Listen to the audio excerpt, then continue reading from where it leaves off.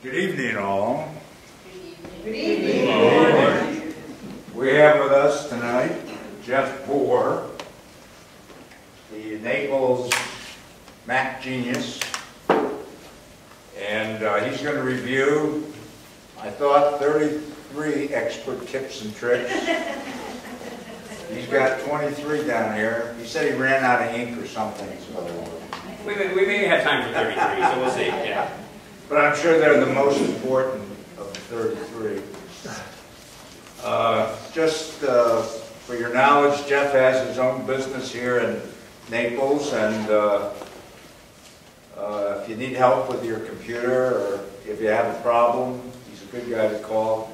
It's called Naples Mac Help, correct? You are correct. And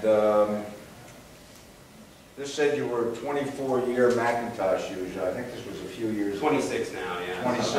Okay. Anyway, this is Jeff. Welcome to our group tonight. Thank you. Well, hello everyone. I've probably met some of you before through email or personally, so welcome all. Again, my name is Jeffrey Bohr. My company is Naples Mac Help. A little bit about me. I started using Apples in 1986 in college at Northern Kentucky University.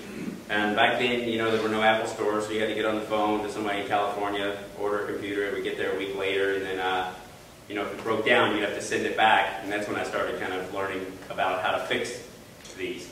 So in 2004, I started my business, full-time support for Apple products. So my recent certifications, I'm an Apple Certified Support Professional for Lion, Mountain Lion I'll be testing soon, and then a Mac integration for Mountain Lion, which is for Windows switching. I provide on-site service and training here. Any Apple devices I'm well versed with, both residences and businesses. And on my website I have hourly rates, flat fee, and package pricing. So that's my website at the bottom there. What we'll do today is iOS 6 is the most recent iteration of the software for the iPad, iPhone, and iPod.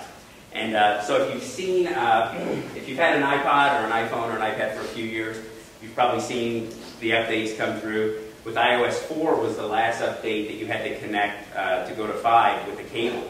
If you've noticed, if you've got a new iPhone or iPad and you've been using iOS 5 or 6, now your updates will come down on your phone or your device. You'll have a little one badge icon on top of the settings app, which then you will get your software updates over the air. So what we're going to cover today is some of the new apps that are in the iOS 6 platform. So these, all the apps, all the tips that we'll talk about, most of them will work on iPhone 4s, 4Ss, and iPhone 5s, and iPads, 2s, 3s, and the new iPad with the Retina display and the Lightning connector. There is only one item on the whole iOS 6 tip sheet here that we'll come to that requires an iPhone 5, and that's something to do with the camera. So I'll cover that when I get to it. But anything else, if your device is able to handle iOS 6, then you should be able to do any of these certain tips. One of the neat things, Siri has become a lot more user-friendly as well as capable of doing different things for you. Number one here, if you have different apps on your phone for travel, you might have a TomTom app that you bought from the App Store. You might have Google Maps that recently was reintroduced. You may have the Apple Maps. If you ask Siri, take me to George's house via transit, what that will do is, and let me see if I can show you on the iPad, because this is one that kind of neat to see it. Take me home via transit. Getting directions to Jeffrey Bohr, home.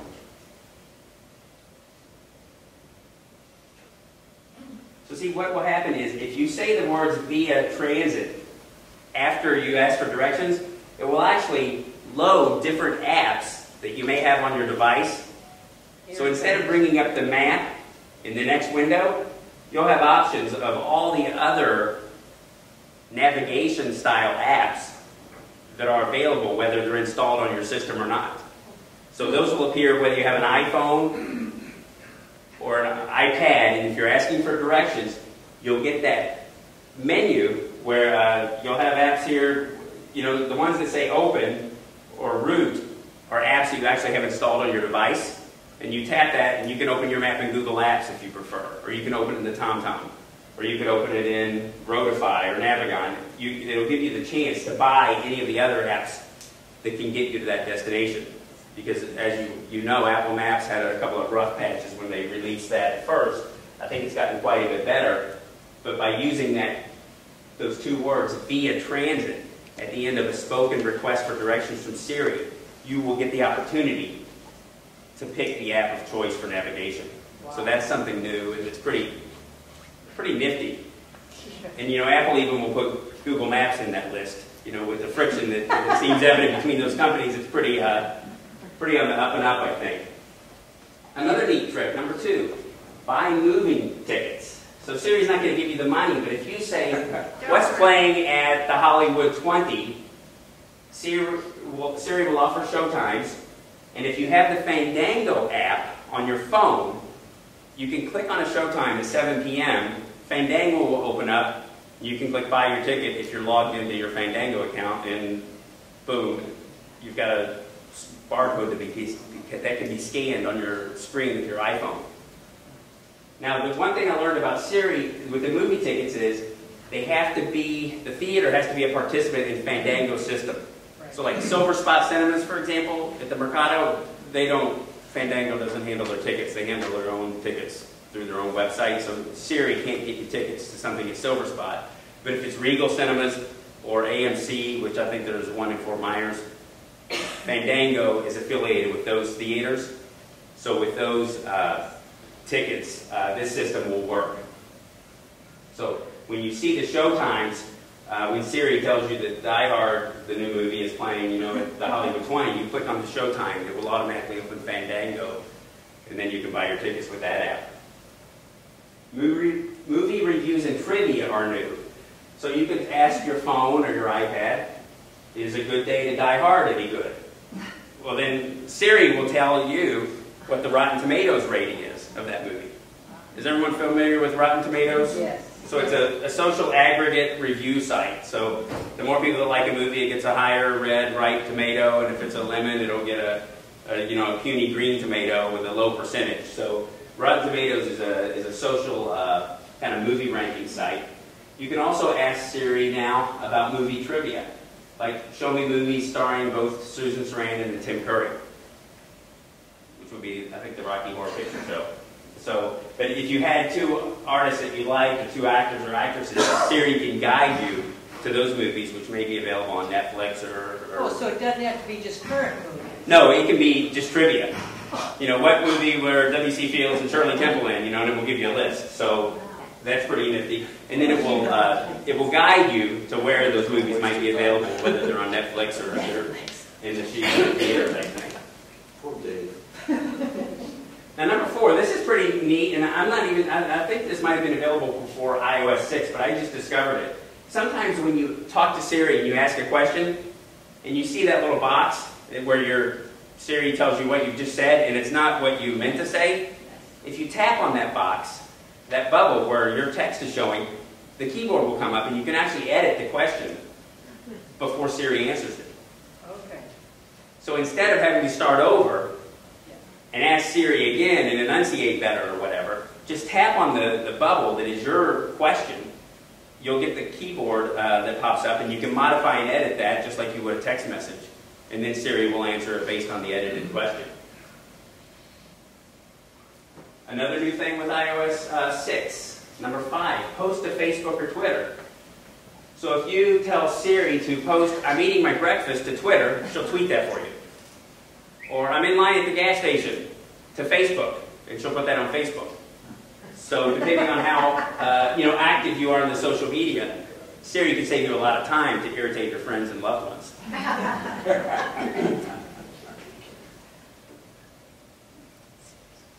Now, dictation. This is something new with iOS 6 that's pretty neat. You can have your iPhone read to you. If you've been using a Mac for several years, you know that there's a shortcut you can use for your Apple computer to read text.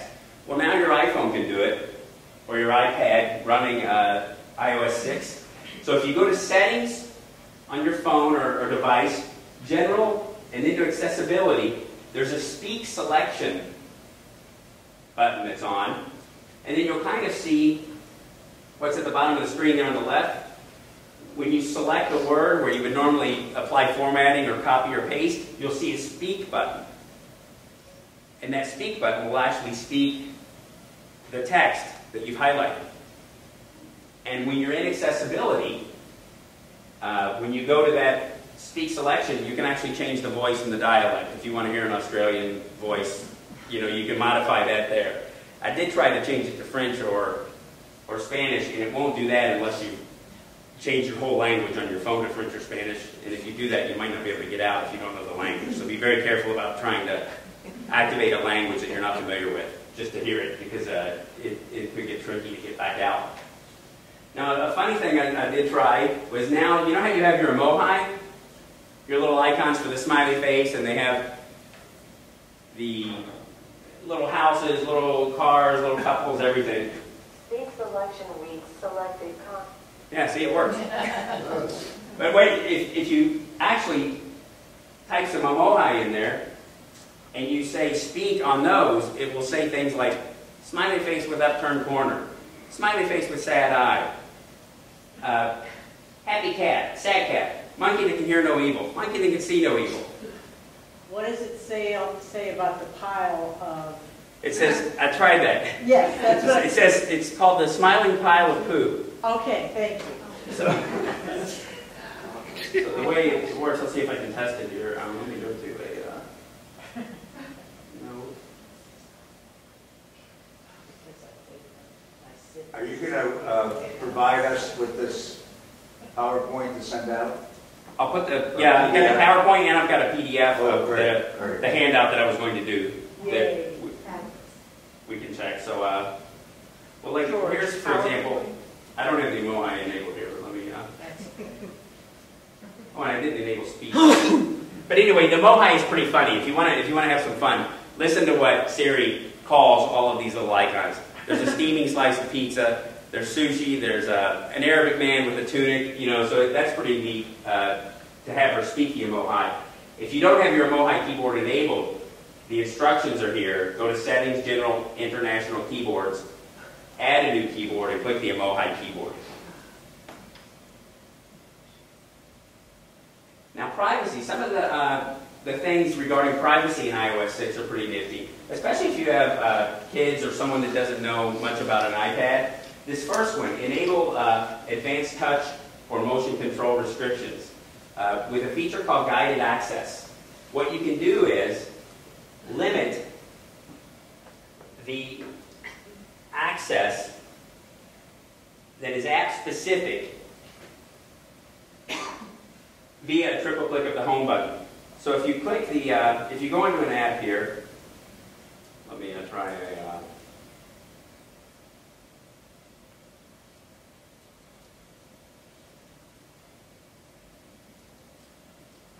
I don't have any kids apps anymore.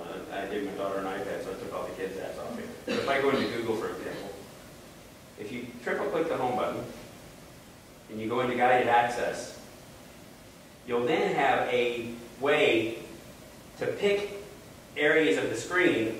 I can circle that, and she's not allowed to click on sign in. If I circle that, you're not allowed to click on the search button. Guided access also disables the home button. So the home button won't take you out of the screen that you're in. So you can lock a kid into Angry Birds, but the kid can't go elsewhere? Right, you can put a kid, give the kid the iPad and let them play Angry Birds. They can't get out of Angry Birds. Yeah. They can't buy new, levels or anything. And to get out, you have to actually punch in a 4-digit code that you know. So you create a PIN with guided access. So that's the screen you'll see on the right. And you'll set a passcode, and that's the only way to unlock Angry Birds so you can get back to your mail screen. So guided access is a great tool. My grandson would not put up with Well, he'd have to. So that's the thing. I mean, unless your kid is smart enough to figure out your PIN, guided access is a great tool to keep them busy and make sure there's a good case in case they throw it in frustration. But that would be the only thing that you would worry about. So how again do you get out? The exit is always visible? Right, the exit, the key to get into the guided access menu is the triple click on the home button. So if you're in guided access and it's locked into Angry Birds, hit that button 3 times. It's going to prompt you for your passcode, and then that will let you unlock it. Thank you. But the nice thing is, it is very app specific. So you're in Angry Birds, you can say, I don't want these 2 buttons to work, but they can go forward, but they can't go back. You can circle areas of the screen that it will then block out from input. Now there's another feature here that's shown on the right on the bottom. You can limit ad tracking. So a lot of apps, there's something called an advertising identifier that gives advertising more control over tracking methods in apps. You can limit the ad tracking, and what that means is on those apps that have ads, if you are in a game and there's an ad on the bottom that's an iAd, and it's for tennis shoes, and you click on that tennis shoes, well, it's likely if you have ad tracking off, then they're going to show you more ads for shoes as time goes on, and you see more of these ads on different apps. If you limit that ad tracking, they're not allowed to really see what you click on. Now, in the future, apparently all apps are going to have to go along with this, and ad tracking will be limited unless you opt in. But right now, some of the apps that are older don't have to comply with Apple's new requirements via the advertising. And if you reset your advertising identifier, that will reset everything that they've known about you up to that point that was being tracked. So that kind of resets the phone's ID where they're going to market to you using. Now on iOS 6, you also have a lot more flexibility in managing your storage on your device. So if you go to your settings on your iOS device, and you go to General, and you click on Usage, you'll see a screen that looks like the top side of the right here. And what will happen there is it will show you in hierarchical order, with the largest at the top, what apps on your phone are using the most storage space. So as you see here, my videos were taking up 5 gigabytes, my music was 4, Camera Plus was 2, my TomTom was 1.4, and then going down, different apps take up less space. Now what you can do is if you click on one of these apps, so like Camera Plus at the top, I'm using 2.2 gigabytes. If you click the arrow to take you over to the Camera Plus menu, you'll see a window like this at the bottom. And if that app is taking up a lot of space and you don't use it anymore, for example, you could delete it and free up a bunch of space on your device. So this is where you can manage the apps. Like I have GarageBand is listed here with 707 megabytes. I don't really use GarageBand, and that's probably just some songs that I was playing around with. So if I delete that, it'll free up almost a gigabyte of space. So if you're curious as to what apps are using what amount of space, you can find it under Settings, General, and then Usage. And then if I have a Bird guide that takes a gigabyte. I can delete it, and then the next time I'm taking the iPad on a trip, I can go to my purchases and restore it. Thank you. Or if you add it back in through iTunes, I know it'll put all your stuff back too. I think if you restore it, depending on how you're backing up to the cloud. Okay, I personally had a problem with the iCloud backup because of the size of the content on my phone. I had over 40 gigabytes of data, and when I tried to restore it from the cloud backup, it was going to take like 2 days or something. So I started personally backing up to my computer. So back up to iTunes and then delete it? Well, back up to iTunes, you could delete it from your phone then, and then when you put it back on, all the stuff you've downloaded about birds and stuff will go back. Because part of what I worry about with this managing storage is our free, for the old Mobile Me users, we've got more storage that we aren't paying for. The cloud that's carried over, right? And that's going to expire sometime this year, I think. And so then we're going to have to go back to, what? 5 is the standard, 5 gigabytes. And that's what we'll have to go back to, so I think this. More. Huh? You can buy more. Well, I know, but I like free. Yeah, so but this is where you can check that, because if you're not sure what you're using, and especially if an app is up there near the top like Camera Plus, and you haven't used that in 2 years since you installed it, well then go ahead and delete it, as long as you have backups of whatever the data is that you'd be deleting. So, you wouldn't want to delete. And one thing you can do is, like music there, I have 4.3 gigabytes on my phone. Well, I also subscribe to iTunes Match.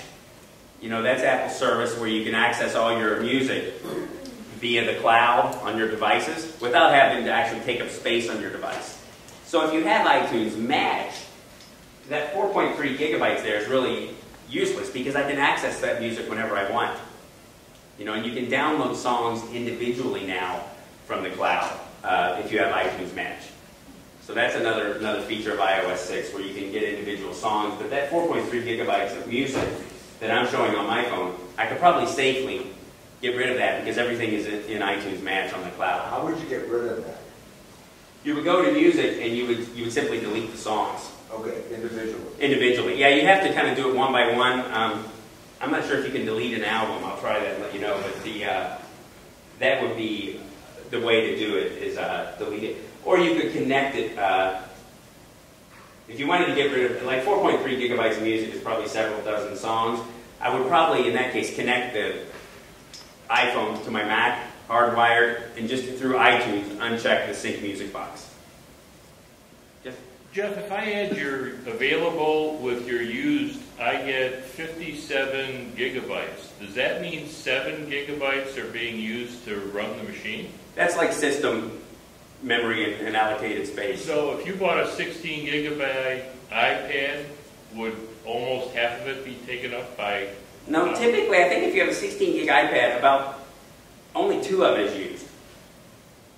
And it could be, I haven't cleaned my iPad. I mean, I might have, there could be remnants of things that are taking up space that aren't really on my phone.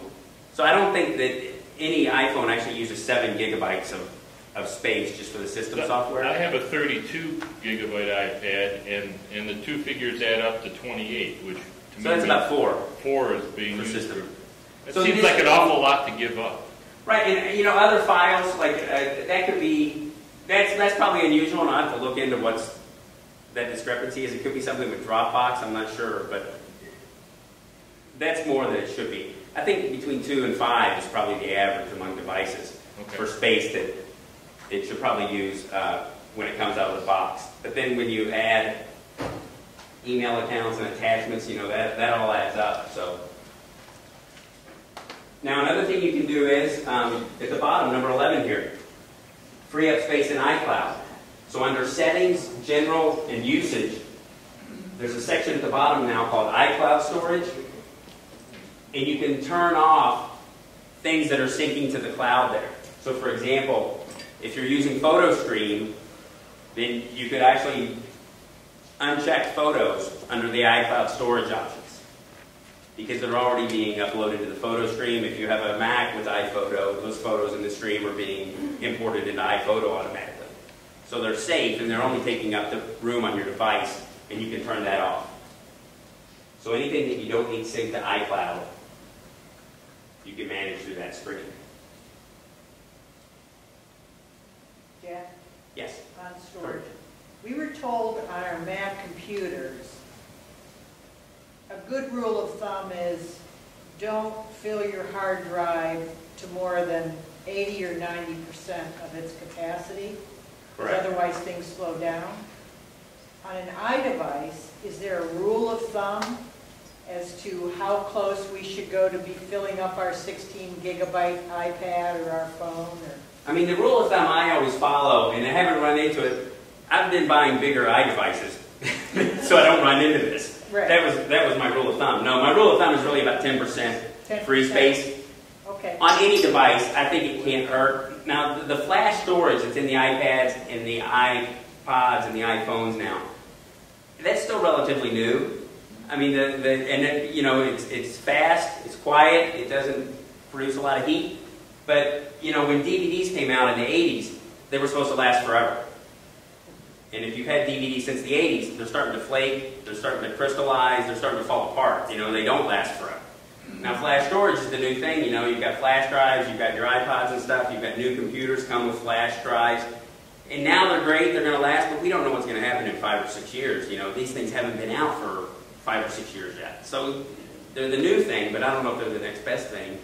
And time will tell. But I think 10%, even with the flash storage, is a good rule of thumb. Thank you. To follow. Now photos. This is number 12. Take a photo while you're recording video. This is something new that's pretty neat, but this is the one that I mentioned that only works with the iPhone 5. So if you have a 4 or a 4S or any other iPhone besides the iPhone 5, while you're recording a video with your camera, you'll have a little icon at the top right of the record button that looks like a little camera, like when you're on your camera screen. So if you see that, what that will do is it will let you take a photo while you're recording the video, and it won't interrupt the video, it won't pause the video or anything. But that photo is not as high quality as it would be if you were just using the dedicated camera app to take a still photo. But it is kind of neat that you can take a still picture while the video is being recorded. So that's new, but that only works with the iPhone 5.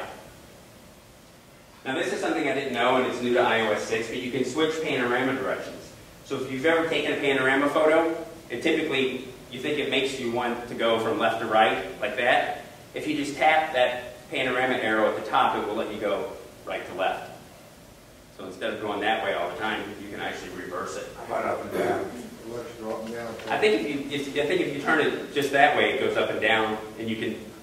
So if you want to do the Statue of Liberty or the the Eiffel Tower or the Washington Monument, you could flip that arrow to either go up or down. Huh. How do you get to it? Or how When do you're you- doing a panorama photo, But how do you get to panorama? when you go to the camera app, Uh-huh. you click Options at the top, and then tap Panorama, Wow. and that's how you'll access that. So this is something that's new, and this is something that you see demonstrated on the right, the top right photo. You can email pictures straight from the Mail app now. So instead of going to the camera roll first, tapping on a picture and hitting the share button and then saying email this photo or post it to Facebook, when you're composing a mail message, if you tap and hold like you're going to edit or copy or paste, you'll see a menu that says insert photo or video. That will then take you to your camera roll. You can only pick one picture at a time with this method, but you can just do it multiple times if you need to. And it will insert that video that you choose right into the email message. So you can actually attach a photo, much like you would do on your Mac, by attaching by clicking the paperclip icon or the attached file right from your iOS device now. Now another neat thing is PhotoStream. You've been able to share photo streams prior in earlier iOS versions, but now you can create a public website photo stream. So whereas before, if you created a photo stream, someone would have to have like a Mac or an Apple device to access the photo stream because it was kind of an iCloud thing, and you'd have to have an iCloud account to view it. Well, what this will do is, if you turn on public website, when you're sharing a new photo stream, it will create a unique link to that photo stream that anybody can get to on a Mac or a PC or an Android or whatever. So that's kind of new. The link that it creates is not searchable by Google or anything, so unless you copy and paste that link and send it to your friend or whoever you want to share these photos with, nobody's ever going to be able to Google it. So it's public in a way that it's accessible to anyone, but only the people that you really tell about it will be able to see it, because there's nothing in it that will be searchable or on the internet.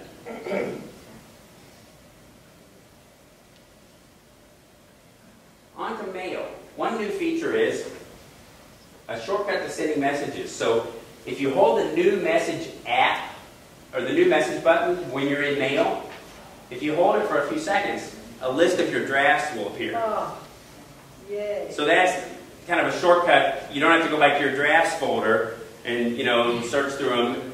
Just go to mail on your iOS device, hold the new mail button for a couple of seconds, and your drafts will appear in a list, and you can select the draft you'd like to finish and send it on from there. Now, if anyone has Gmail on their iPhone or iOS device, you'll probably have noticed that in the Gmail, there's not a trash button like you see at the bottom there. There's a little archive button, like the box above that. So that's the bottom of the menu bar. Yep. So that's an archive button. Gmail doesn't make it easy to ever throw anything away. They want to archive everything and save it because Google has a lot of storage, I guess. So now, even in iCloud, if you go into the mail settings, you can turn on that archive option if you like that. So if you don't want to delete messages, or if you want to save a message, it will create an archived folder, just like Gmail uses. And you can do that with your iCloud account, you can do it with your Yahoo account, you can do it with your Hotmail account. That's an account option now. Now if you do turn archiving on, and you see at the bottom there, at the very bottom row, there's a trash can icon. Well, the row above that is what the archive icon looks like. If you do want to delete a message and not archive the message, if you hold that archive button, so if you press it once, it will archive the mail. If you press it and hold it for a second, two buttons will come up, archive or delete. So even if you have the archive turned on, you can still activate it as a trash can by holding the archive button for a second and say delete the message immediately. So then it will go straight to the trash. So where is that being stored? There will be a new, if you have archived messages turned on, it will create an archive folder in that mail account in Mail. So under your sent items, above your trash can, there will be a new folder that says archive. But is it stored in your iDevice or on the iNet server? You know, I know with Gmail it's stored on their server. I think if it's an IMAP account, it would also create a folder on the server for iCloud, for example. For something like Yahoo or Hotmail, it would depend if you subscribe to the IMAP version. So unless it's a strict POP account, the POP mail, then I think your archived messages will sync with the version that's online and on your computer as well, because that's the functionality of the IMAP service. So if it's an IMAP account to begin with, like iCloud or Google, I know Comcast doesn't have IMAP, they only have the POP mail service, which means that your archive will probably just be on the device. So these probably are not stored on the device. No, I don't think. With Comcast, they would be on the device. With iCloud, they're accessible on the device, but they're really on the cloud, just like they are with Google. And with Comcast, I don't think you would see, for example, the archive messages box. You might not, I don't know, because I tested with Gmail, Yahoo, a personal domain, and iCloud, and it worked. But if anyone has Comcast and they want to test that, the archive message might apply to be turned on. It might appear there. But I think that archive folder is going to be stuck on your phone. It's just like in sent items with Comcast. If you send it from your computer, it shows up in sent items on your computer, but it doesn't show up in sent items on your phone or your iPad. And that's just because of the way Comcast does it. So, Safari. Just like we had the shortcut to the drafts in Mail, there's now a shortcut to the browser history in Safari. So if you tap and hold the back button, and you're not on a fresh web page, you'll get a little window that pops up that shows your history of the past few pages you visited.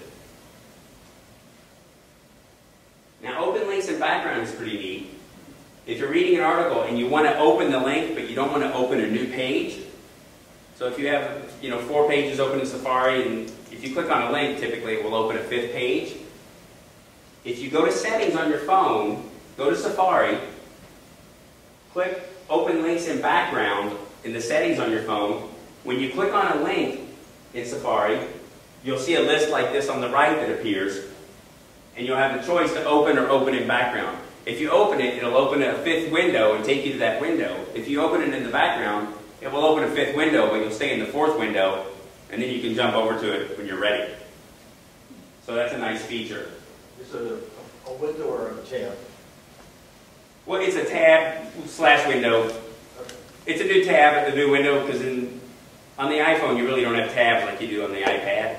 So on the iPad, it would open in a new tab. On the iPhone, it opens in a new window. It's nested behind the window that you're in.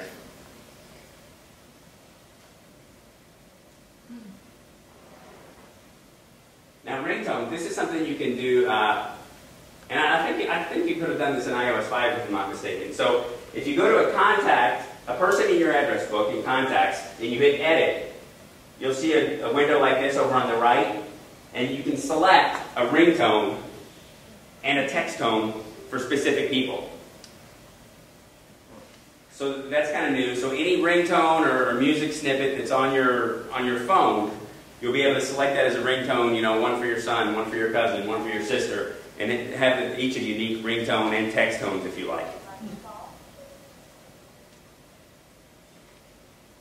Now something new you can do in GarageBand, if you have the iOS app for GarageBand, which is $4.99 or $5, and you are musical, you can create a song using the instruments that are in your iPhone, and then when you tap on the song, it's shown on the left here, there's a share arrow, the share button that's highlighted in the yellow circle there.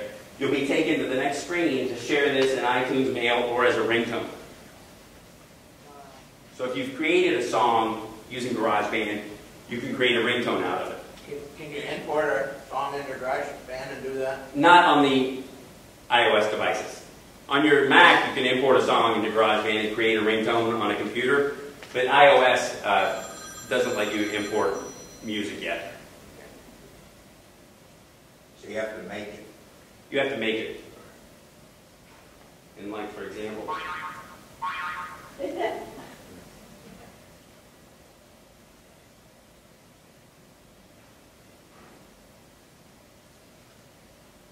see if I can find it.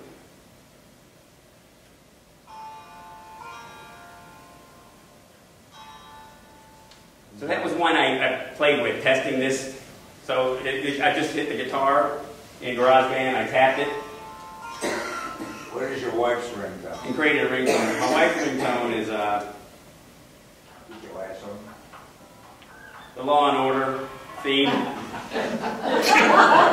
She likes the show, and there's no hidden meaning to that. She likes the show. Sure. This is my daughter's favorite ringtone. So she likes that one. So.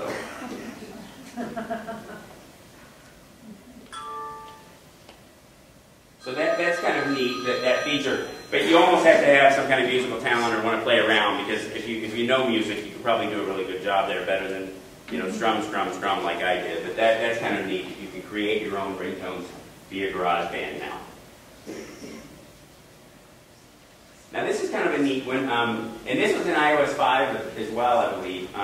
But reply with message. If you ever, if your phone rings, you'll see an option button, or at the bottom right, while the phone's ringing, there'll be one says, I forget, one says answer, and the other one says ignore. There's also a button, options, that is small to the right of that you'll then have an option of creating messages. Now, I think that the messages that are there by default are, I'll call you back, or I can't talk right now, or something, but you can customize these messages. So if you go to settings on your phone, and then go to phone, and then the reply with message window, you'll see something like this. So I have one set up that says, I'm currently assisting a client, please leave a message. I will call you back as soon as I'm done. I have another one that says, an appointment, call right back if urgent. I have another one that says, Sunday is family day, please leave a message. You know, so you can customize these messages, and if someone calls, you just hit the button. I'll get a choice of these 3 messages plus one that says custom. Now, if you hit custom as a response, you have to stop and type in a custom message right then, and that's not always easy to do. But if you have a couple of canned messages here, you can use those to respond to people that are calling when you can't answer. Yes, sir? You put in, I'm reporting you to the FCC. Well, it would work only if it was a cell phone. And usually the people that call you that you want to report to the FCC are probably in some room filled with other people, and they can't get text messages. So these messages will only work if the person is calling from a device that can receive text messages. If their device is not compatible, you'll get a text message back that says, invalid number, the number of this number cannot receive the text message you just sent. So if someone's calling you from a landline, the message won't work, but if they're calling you from a cell phone or an iPhone or some kind of phone that has text messaging. So it's an auto iMessage. Yeah, it's an auto message basically. You can customize and pick yourself which one goes out. Okay, gotcha. And we don't have to put it in settings, and it'll automatically go. Yeah, if you go to settings on your phone now and you look at the phone section and reply with message, you'll see the ones they give you. Okay. And I think one of them says, I'll call you later. I'll call you later. I'm Yeah, on my way, and what's up? yeah, so I'll call you later, I'm on my way, or what's up. Those are the three messages that are standard, and then you can customize any of them. Okay, but you have to actually have your phone ring once, you have to answer it before you can do this, right?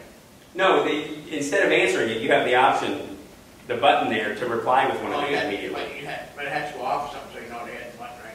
Well, it has to be ringing. Okay. The only time you'll see the menu to use this tool is when the phone is ringing. Otherwise, it's a moot point because you can't send a message when no one's calling, kind of thing. So it's kind of a neat way just to customize that and let people know. So the caution is, if you're going to use this, make sure your plan has free messages. Probably so. And I think I have a good message plan, so I don't worry about that. But yeah, if you're on a limited message plan, use caution when using tools like this. But typically you might not use it that often, I think. But it's convenient for me because a lot of times I'm in appointments and I can just click that button and boom, they know to leave a message. So this was something in earlier versions of iOS, but something you can do again, which is swipe through a journey. So this doesn't work if you're using Apple Maps and I'm at the library and I say, tell me how to get home from here, this won't work. But if you're getting direction for between 2 points, so from this place to this place, you can swipe over the green direction box. So when you have your Apple Maps and you have a window like that where it says, the next turn is 5 miles ahead, if you swipe that little map there, it'll let you know, okay, and then 3 miles after that, you're going to turn onto Mockley Road, and then 2 miles after that, you're going to turn left onto whatever. Yeah. And you can kind of jump through your directions, even while the live view is still in the window below. Does it talk to you like Once you hit start, your iOS Maps and even Google Maps will talk now. Just like the TomTom app did before iOS Maps could do that. So I paid $50 for the TomTom app, 2 years ago, and now it's kind of obsolete because the Apple Maps will talk to me just like the TomTom did. Yes? So in the beginning, when I downloaded that, it was talking to me, and somehow I lost the talk. Let's see. Let me check settings if there's a feature for maps. Yeah, if you go into your navigation voice volume, Okay. under settings, and then go to maps, make sure no voice isn't checked. Okay. Because you have the options for different volume levels. And that could be a reason if that got turned off. Okay.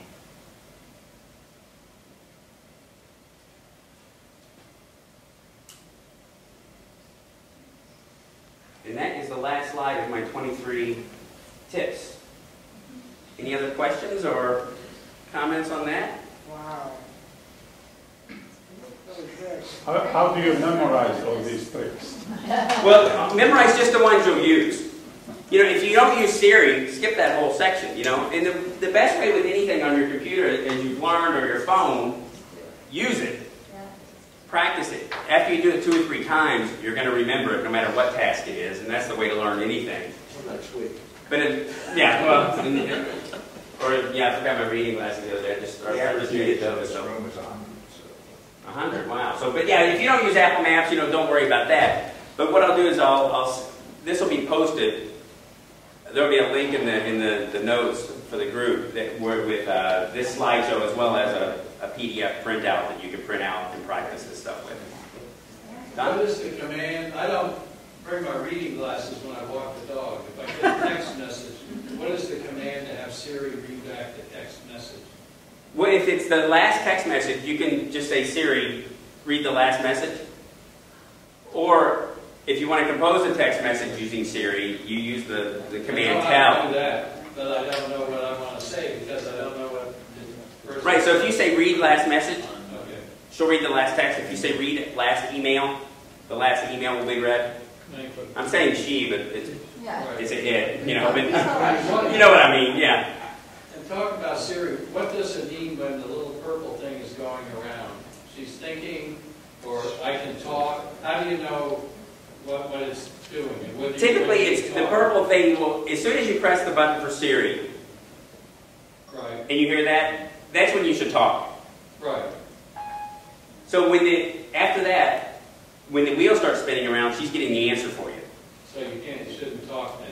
What, she won't hear it. Okay. So, and it's pretty remarkable that Siri can get back an answer pretty quick because none of these answers are stored in your phone. You know, you ask Siri a question, where's the nearest shoe store? That goes into your phone. When it goes to a server in North Carolina or Egypt or California or Idaho or Brazil, they look up where the closest shoe store is. They get your GPS. They send back a message within seconds that says it's 2 blocks up to the right, which is pretty amazing. One thing that I listened to some podcasts about Apple technology and such, and one of the things that they think might be in the pipeline is some kind of watch device. And they think that might have some kind of storage in it for localized Siri somehow. And you know, all these Apple rumors are nothing until they show up in the stores. But I think that a lot of this technology will be coming out of the cloud soon and be more device centralized as the storage and the capabilities of these devices, you know, gets packed in and these things evolve, because it's really amazing when you think about it. I did a talk last week, and one of the things I researched was about how, you know, technology has changed, and one of the things I used was this iPod is an 8 gigabyte iPod. The original software that NASA used to put men on the moon, the whole control center in Houston, everything on the boat, everything on the rocket, everything on the lunar lander, the whole kit and caboodle was a 6 megabyte program. Megabyte? 6 megabyte. Yeah. And that ran the whole thing. I flew to Russia was only 500 kilobytes. You know what I mean? And that was the most sophisticated project of the time, and that was 40 or 50 years ago now, and you know, 6 megabytes is 2 songs on your iPod. And it's really amazing, you know, what my daughter was 2.5 by the time she entered school. No telling, you know, all her books will probably be on one of these or something. So it's really nifty the times we're in, and watching this stuff evolve in a matter of a few years, where you can do all this stuff in the palm of your hand is pretty amazing. Yeah, let me comment, having done that type of stuff for a living when I was much younger. When memory got, back in those days, a byte of memory cost about $8,000. Okay, so you really didn't build computers with a lot of memory, and you became very efficient in your programming. Once memory became cheap, then there was no incentive to write small, and so it became what we call bloatware. And if you could do it in 6 megabytes or 15 megabytes, it didn't matter because you had so much more. So that's it. The change is memory just became so cheap it didn't matter. In storage space, and memory still is dropping at such rapid rates. You know, 2 years ago I put 32 gigs of memory in my iMac. It cost me like $600, and now that's $150. I don't know how much more RAM can keep dropping. So that's one of the things, the easiest things you can do if your computer's a few years old and you know it's getting slow and you know you're doing a lot more on it than you were 3 years ago. Check and see if the memory can be upgraded, because that's the least expensive thing you can do to buy some time before it starts shopping. Time to start shopping for a new computer again is memory. The prices it's at, it's lower than it's been in ever, I think. I mean, they just keep dropping. So, done? Other than the fact that it's Apple, why is the Apple memory so much more expensive than Crucial memory or some other Kingston or something? branding. I mean, the Apple memory is made by the same people that make the memory for Crucial, but they have an Apple sticker on it. And as you know, Apple stuff, there's a premium price on most of it. But for example, if you're buying a new Mac or MacBook Pro or an iMac 27-inch that you can easily, that still have memory upgradable by the user, it's much better to buy your 16 gigabyte memory upgrade from Crucial after you get the computer for $99 rather than paying Apple $400. Well, but doesn't it void your warranty? No. No, what you can do is if you do that, if you want to replace memory in your computer, take the Apple memory out, put it aside, because if you ever need to take your computer in for service, put your Apple memory back in, Okay, and okay. that's because if you don't, they'll blame it on the memory and they say they can't, the warranty's out of place. Apple will install third-party memory if you take it to the store after you just bought a computer. They'll install it. Oh, so that's I didn't know that. I don't think that's a fact any longer. I think on the self-install, if you keep the memory that you take out, Take it to the store, they'll install it for you. then you know, all warranties are in place, because if Oh, not, yeah, if blame you it on put back the original equipment, yeah. Right, you know, put in the memory that came with it if you have to take it in, because otherwise they'll blame it on the memory and they'll say it's not their fault. That's right. So, yes, sir. If you want to dictate a message on Siri, rather than type it out, you just say, send this message and then dictate it. Yeah, there's two ways you can do that. You can use the dictation tool, which is the little microphone on your keyboard, and you can dictate, usually, I think it's 90 seconds, or so. You can't talk forever, you have to break it up into little chunks. Or you can say, Siri, tell my wife I'll be late for dinner and I'll pick up eggs on the way home, and then Siri will compose the message or the email for you. A lot of times when you're doing dictation like that, it's just as easy to hit the little microphone near the keyboard if you're doing an email or even a note. But if you tell Siri to make a note and start rambling, she'll compose a note and insert that text. Yes, sir. Yeah, what's that limitation all about? I don't like that. I mean, because I can dictate long things, and I find it aggravating that this thing stops after the 90 seconds. Yeah, I think it's just because the processor in this. You know, if you have dragging dictation on your computer or something, and you're used to dictating, you know, nonstop, your computer has more memory, more processing power than these do, and I think it's just a limit of the cache this can keep of listening to what you've said, whereas your computer can keep up with that a lot better. And these have to pause to process it, because they're still not computers yet. They do a lot of things that computers can do, but it's nothing that compares to your desktop or your laptop still. Are you aware of the competition out there in phones and iPads? And is anybody getting close to Apple as far as sophistication of? I mean, I see. Because you know, I visit people in their homes and their businesses. I see a lot of iPhones, because technically, most of the time, people with the Apple computers stick with the Apple phones. I do have a couple clients that are buying the big Galaxy S3s and stuff. They have different features, but none of the other phones still have the amount of apps that the iOS has. You know, iOS is still the biggest as far as app selection goes. And the features of the phones, I haven't seen anything that really stands out to make me look twice at anything else. But I know, you know, a lot of the phones have bigger screens. They're almost tablets, and they have some features, file sharing by bumping them. But I had that bump app on my phone for 2 years, and I deleted it because I never used it. You know, and now apparently that's file sharing. But I still don't think that kind of technology is really mainstream yet. And the iOS has the integration now with the FaceTime. So if you've got the iPad or the iPhone with the video capability, the newer ones, you know, you can do FaceTime between Apple computers and other iOS devices.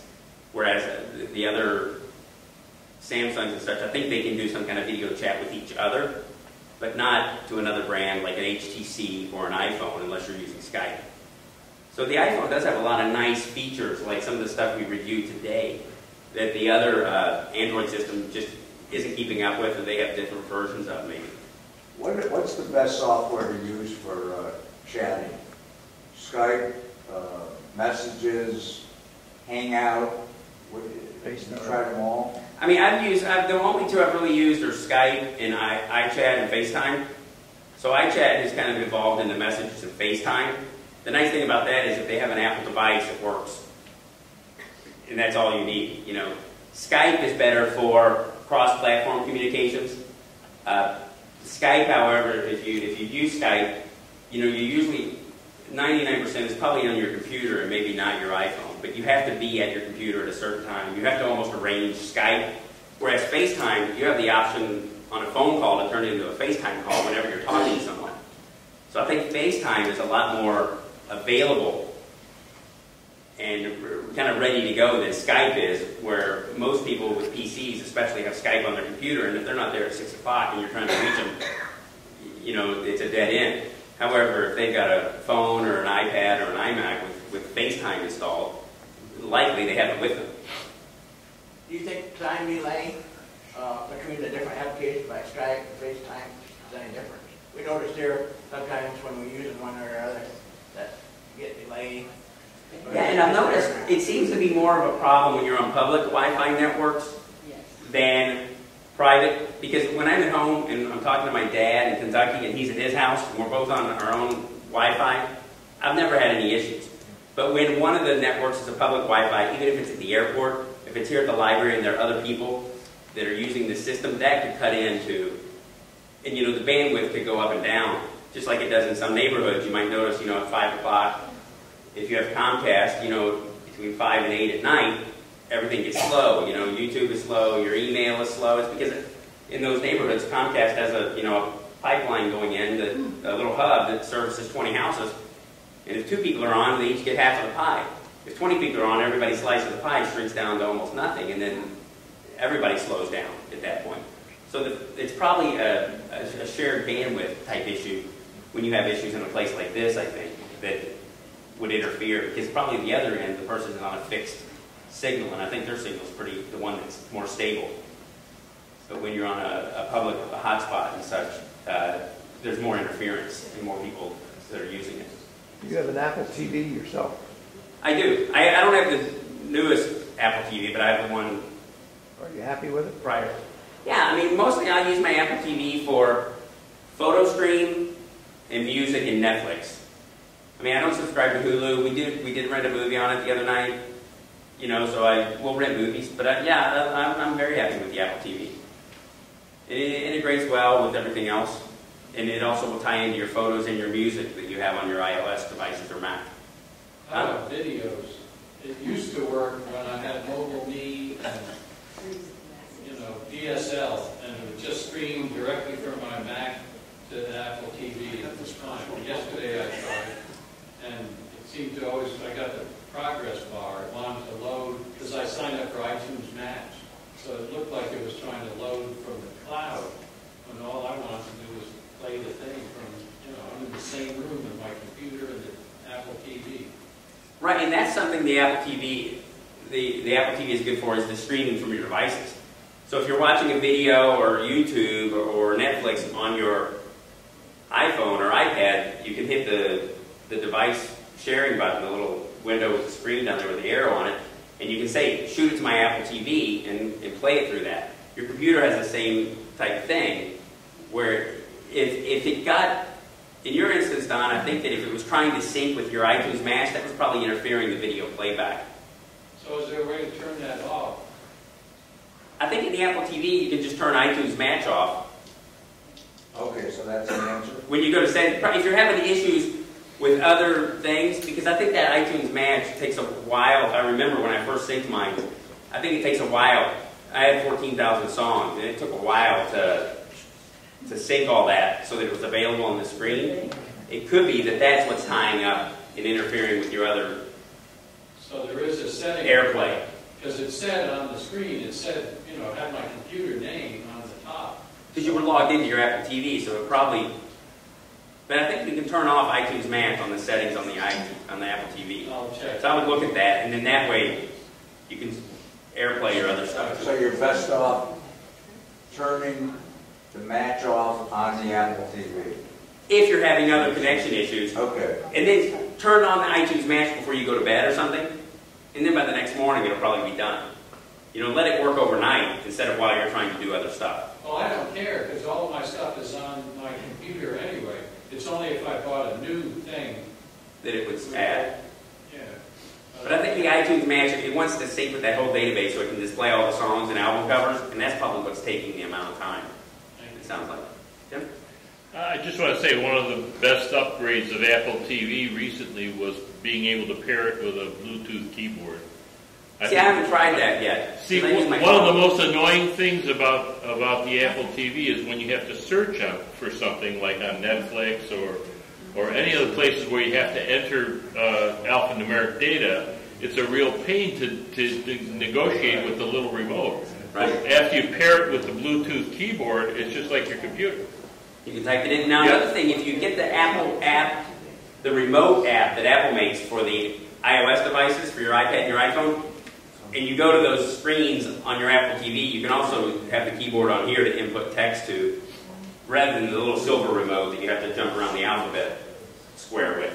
So, there is an iOS app. If you don't have a Bluetooth keyboard, then there's an iOS app that Apple makes, just called Remote, that will let you, navigate those text input menus a lot easier. So it's just called Remote? It's just called Remote, and it's made by Apple. It's probably the first one that comes up if you search.